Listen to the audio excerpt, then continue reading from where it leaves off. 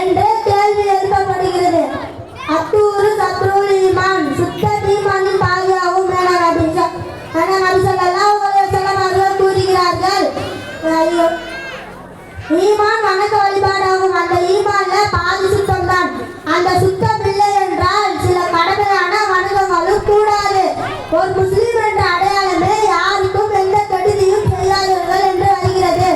பிற மனிதனை தன் கையாலோ அல்லது நாவாலோ தீங்கு செய்பவர் உண்மையான இஸ்லாம்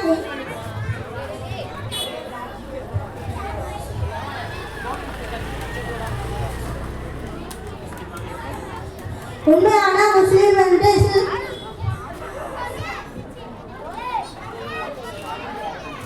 உண்மையான முஸ்லிமாக இருக்க முடியாது. பிறருக்கு தீங்கிடையூர் போன்றவை செய்பவர்களை முஸ்லிம் என்று இஸ்லாமை ஏற்றுக்கொள்ளவில்லை. இஸ்லாம் என்பது என்ன தெரியுமா? அமைதி. ஏனென்றால் இஸ்லாம் முஸ்லிம் என்ற வார்த்தையில் சலாமத் அமைதி என்னும் பொருள்படும். இஸ்லாம்